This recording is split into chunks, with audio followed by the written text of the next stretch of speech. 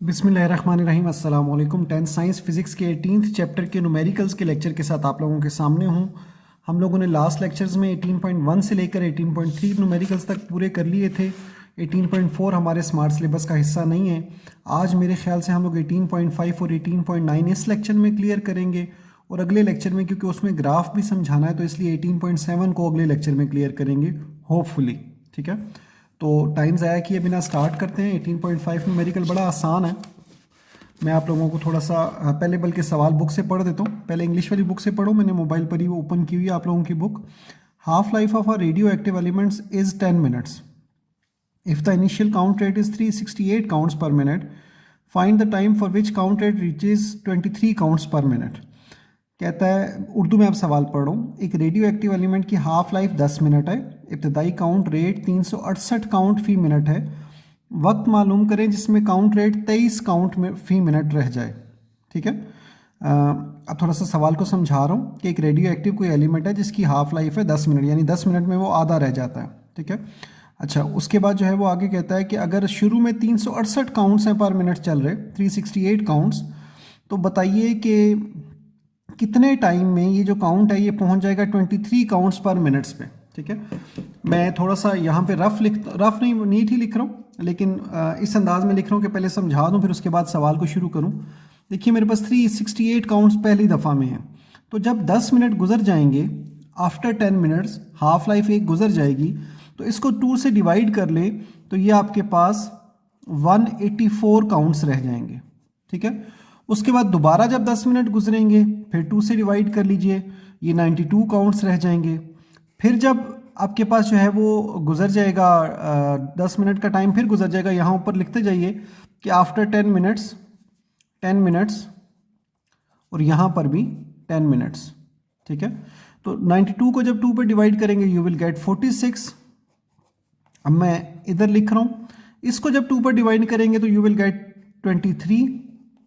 और यही आपको पूछा गया था कि कितनी देर के बाद उसमें जो है वो 23 काउंट्स पर मिनट हो जाएंगे। तो यहाँ अगर आप देखें तो 1 2 3 4 हाफ लाइफ जो चली है वो 4 दफ़ा चली है, तो अगर एक हाफ लाइफ 10 मिनट है तो टोटल आपका 40 मिनट बनता है। ठीक है, तो यहाँ आपने कुछ इस तरीके से लिखना है। आज उर्दू में लिख रहा हूँ, इंग्लिश वाले प्लीज़ खुद लिखिएगा।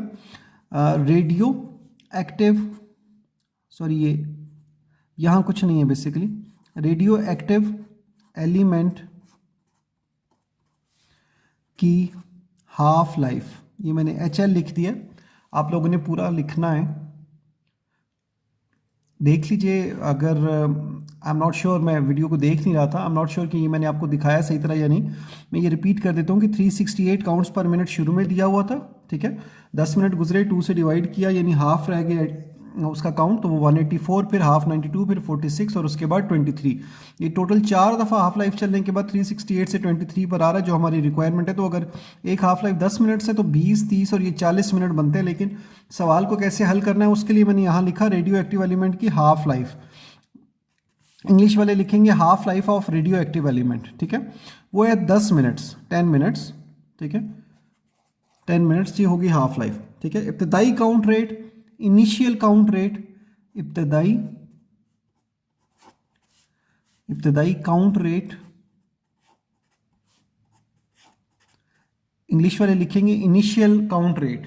ठीक है, तो वो आपका आ गया, वो सॉरी दिया हुआ है आपकी बुक में 368। सही है, तो आप वो लिख लीजिए यहाँ पर 368। ठीक हो गया बच्चों। तो उसके बाद जो है वो आपने इनिशियल काउंट रेट लिख लिया। अब आपने लिखना है, यहाँ पर पूछा क्या गया है, ये बेसिकली इस जगह पर लिखना था। अब वो थोड़ी सी तंगी हो जाएगी, इसलिए मैं इसको यहाँ लिख रहा हूँ। आप भी प्लीज़ इसको प्लीज़ यहाँ ऊपर लिखिएगा, इस टेबल से जो चीज़ बनी हुई है इससे ऊपर लिखिएगा। ठीक है, तो वो है आपका जुमला कि 23 काउंट रेट तक पहुँचने के लिए वक्त, या 23 काउंट रेट के लिए वक्त, ये आपको पूछा गया।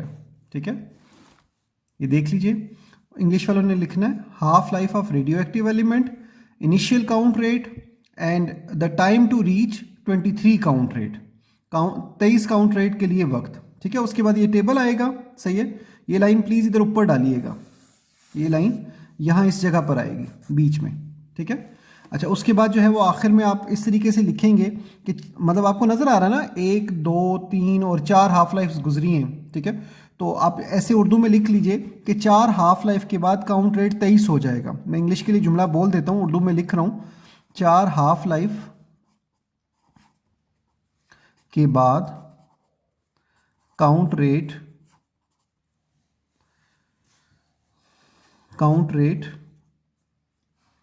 23 हो जाएगा, 23 हो जाएगा।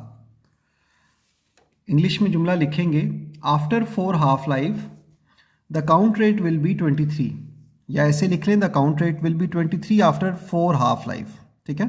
तो उसका मतलब है कि 10 एक दफ़ा हाफ लाइफ है तो 4 से मल्टीप्लाई कीजिए तो यू विल गेट 40 मिनट्स, यानी 40 मिनट्स के बाद 368 काउंट रेट वाला आइटम जो है वो आपके पास रह जाएगा।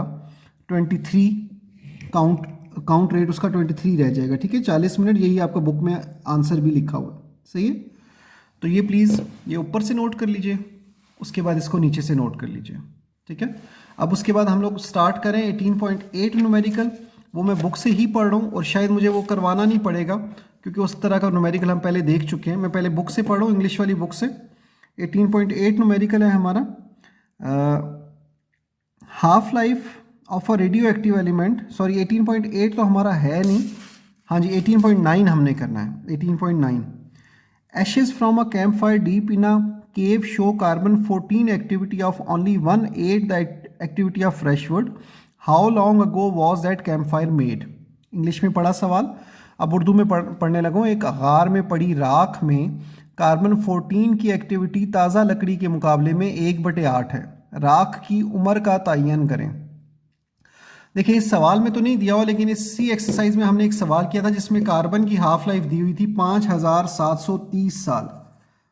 मैं यहाँ पर थोड़ा सा रफ लिखने लगा हूँ, यहाँ पर रफ लिख रहा हूँ मैं।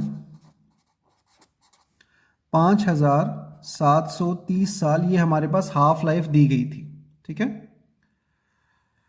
तो यहाँ पर उसने बताया कि लकड़ी के मुकाबले में 1/8, यानी लकड़ी को एक दफ़ा जलाया, लकड़ी पूरी थी, एक दफ़ा जलाया तो वो 1/2 रह गया। जैसे हम पहले लिखते रहे पहली हाफ लाइफ के बाद, ये जैसे ये लिखा हुआ है after first half life 1/2, after second half life वो 1/4 हो जाएगा और आफ्टर थर्ड हाफ लाइफ वो 1/8 हो जाएगा। इसी तरह से उर्दू वाले उर्दू में, इंग्लिश वाले इंग्लिश में, यही 3 लाइनें इसी अंदाज में अब यहाँ पर लिख लेंगे, ठीक है। नीट काम करते हो पहले हाफ लाइफ लिखेंगे कि कार्बन की हाफ लाइफ इतने साल है और उसके बाद 3 स्टेप्स लिखेंगे जो मैंने आपको ये वाले बताए 1 2 एंड 3, ठीक है। अच्छा, अब जैसा यहाँ 10 को 4 से मल्टीप्लाई किया था, यहाँ 5730 को आप 3 से मल्टीप्लाई करेंगे तो 17,190 आपका आंसर आ जाएगा ईयर्स में, सालों में 17,190 साल जो आपका रिक्वायर्ड आंसर होगा, ठीक है। तो ये क्वेश्चन मुझे करने की ज़रूरत नहीं पड़ी, ये सिर्फ मैंने लिखकर समझा दिया। तो प्लीज़ इसको अपने पास नोट कर लीजिए और अपने सवाल को पूरा कर लीजिए। हाँ, अगर आपसे ना हो सका तो प्लीज़ मेरे से पूछिएगा, मैं एक्सप्लेन करने की कोशिश पूरी करूँगा इंशाल्लाह आपको, ठीक है। तो इंशाल्लाह अगले लेक्चर में मुलाकात होगी। इस लेक्चर के लिए इतना ही था। कोई क्वेश्चन हुआ तो ज़रूर पूछिएगा। अपना ध्यान रखिएगा। अगले लेक्चर तक अल्लाह हाफिज़।